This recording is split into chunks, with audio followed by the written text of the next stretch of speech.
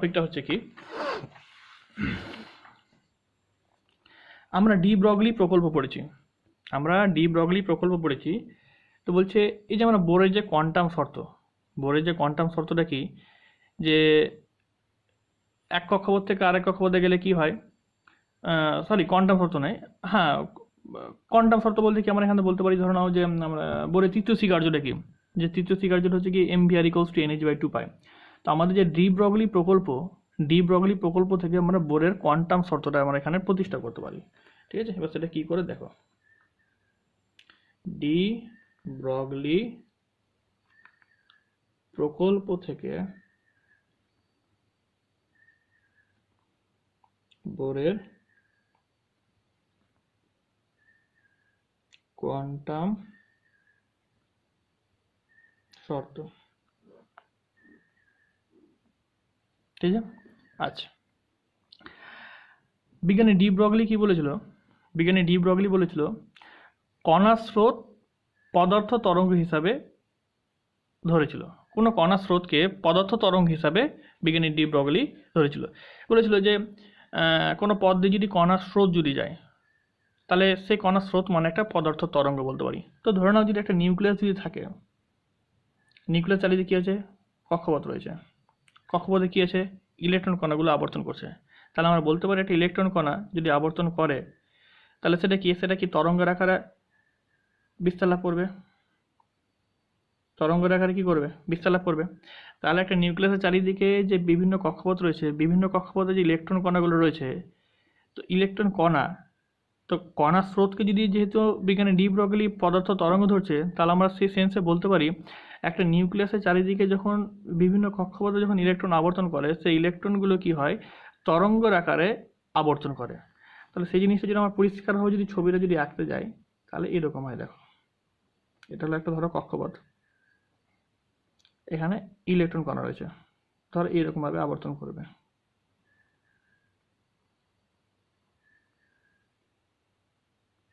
ঠিক আছে, ধরুন এই কক্ষপথের ব্যাসার্ধ হচ্ছে কত, আর।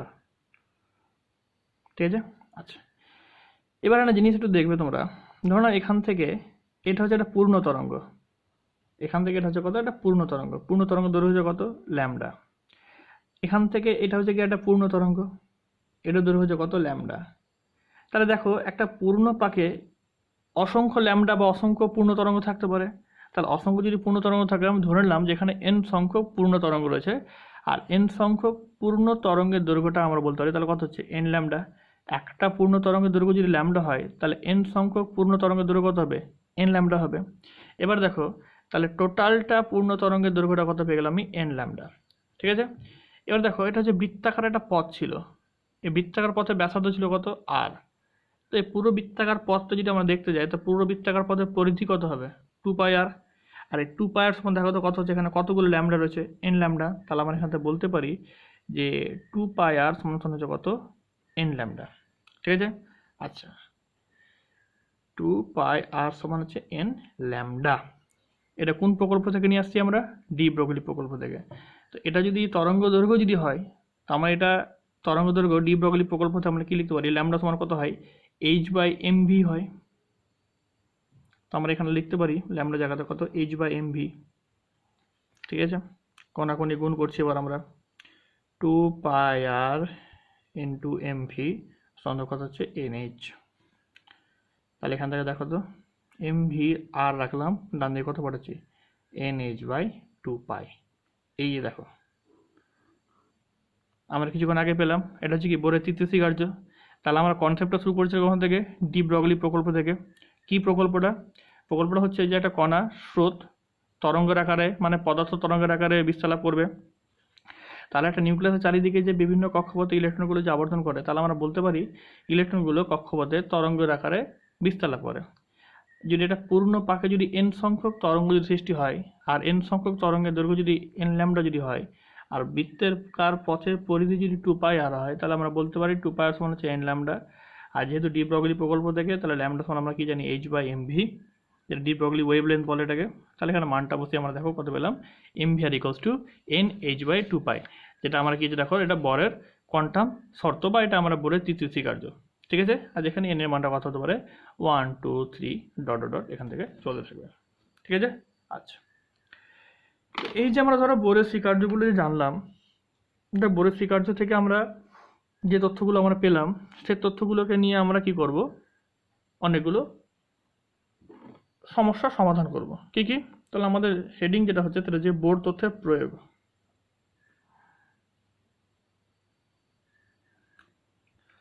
আমি আগেই বলেছি একটা কথা যে বিজ্ঞানী রাদারফোর্ডের যেসব ত্রুটিগুলো রয়েছিল সেই সব ত্রুটিগুলোকে দূর করেছিল বিজ্ঞানী বোর। রাদারফোর্ডের ত্রুটির মধ্যে একটা ছিল যে রাদারফোর্ড কি করেছিল যে ইলেকট্রনগুলো যে কক্ষপথে যে আবর্তন করে সেই কক্ষপথের ব্যাসার্ধ সংক্রান্ত বা ব্যাসার্ধের কোনো রকম রাশিমালা বা যে কক্ষপথে ইলেকট্রনগুলো রয়েছে ইলেকট্রনের গতিবেগ বা ইলেকট্রনের শক্তি সম্বন্ধে কোনো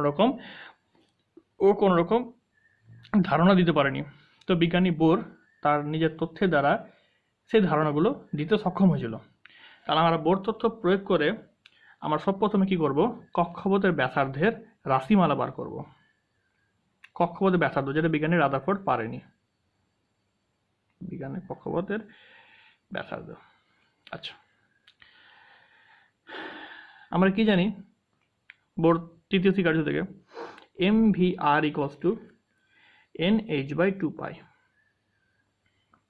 আমি এখানে ধরলাম যে এন সংখ্যক কক্ষপথ রয়েছে, তাহলে এন সংখ্যক ইলেকট্রনের বেগ যদি ভি1 হয়, কক্ষপথ যদি এন সংখ্যক হয়, তাহলে আর এন ধরলাম এটাকে, এম ভি এন আর এন সমান হচ্ছে কত, এন এইচ বাই 2 পাই। তাহলে আমরা এখান থেকে দেখো বলতে পারি যে ভি এন সমান কত হবে, দেখো তো এখানে n h by 2 pi m r n, v n সমান হচ্ছে কত, n h by 2 pi m r n. আচ্ছা, ঠিক আছে, এটা আমি 1 নম্বর ইকুয়েশন দিয়ে রাখলাম। আচ্ছা, আমরা কিছুক্ষণ আগে পেয়েছিলাম যে বোরের পরমাণু মডেলের দ্বিতীয় যে পয়েন্টটা, সেখানে কি পেয়েছিলাম যে অভিকেন্দ্র বল কাজ করছিল, সেটা যদি আমরা F1 দিই তাহলে F1 সমান হচ্ছে কত, এম ভি স্কোয়ার বাই আর হয়, তার ভি এন স্কোয়ার দিলাম, এটাকে আর এন দিলাম।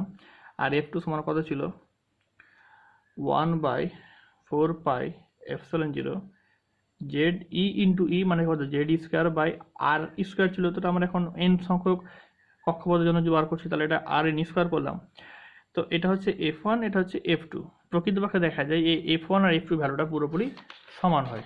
তাহলে পুরোপুরি যদি সমান যদি হয় তাহলে আমরা বলতে পারি, দেখো F1 ইকুয়ালস টু যদি F2, তাহলে মানটা এখানে বসিয়ে দিয়ে কত হচ্ছে, দেখো তো m V N square by r N সমান কত, দেখো তো 1/4 pi epsilon 0 z square by r n square.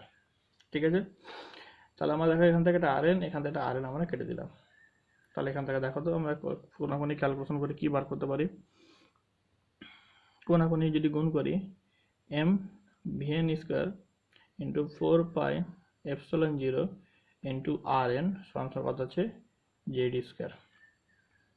তাহলে এখান থেকে দেখো তো আমরা আর এন যদি বার করতে পারি তাহলে আর এন সমান কত, দেখো তো z square by m V N square into 4 pi epsilon 0। এই দেখো ভিএন স্কোয়ার আমরা মানটা কত বার করেছি, এখানে ভিএনটা কত ছিল এটা, তাহলে তার যদি স্কোয়ার হয় তাহলে ভিএন সমান কত, n h by 2 pi m r N.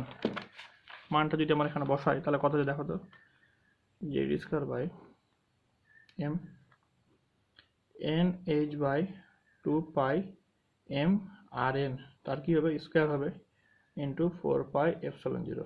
দেখো ক্যালকুলেশনগুলো একটু তোমরা দেখে নেবে, ঠিক আছে। আশা করি এগুলো জিনিসগুলো করেছো তোমরা, তোমাদের অসুবিধাটা খুব একটা হবে না। জেড স্কোয়ার এই পার্টটা উপরে চলে যাবে, কত এটা দেখো তো, 2 এর স্কোয়ার মানে 4 pi square m square r n এর square by m n square H square 4 pi epsilon 0। তাহলে দেখো কত হচ্ছে এখান থেকে, কত সমান এখানে আর এন সমান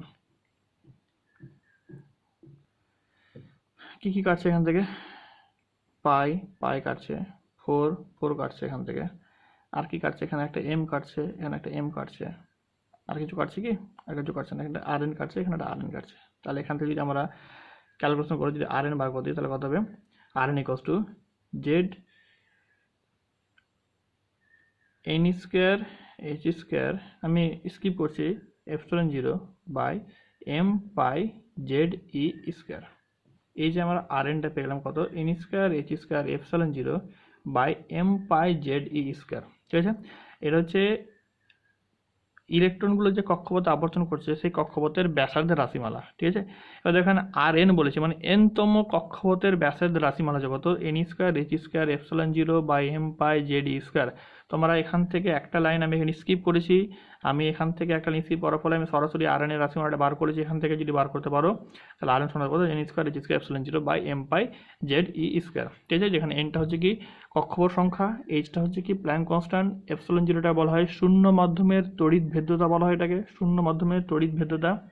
ঠিক আছে, শূন্য মাধ্যমের তড়িৎ ভেদ্যতা, শূন্য মাধ্যমের তড়িৎ ভেদ্যতা, এর একটা ভ্যালু আছে 8.854 ইন্টু 10⁻⁻12 এখন হয় coulomb square per newton metre square. এটা যে একক, এটা মনে রাখবে তোমরা। ঠিক আছে, আচ্ছা তাহলে আমার এখান থেকে দেখো তো সুন্দর করে লিখতে পারি R N equals to N square into H square epsilon zero by M pi Z E square. ঠিক আছে।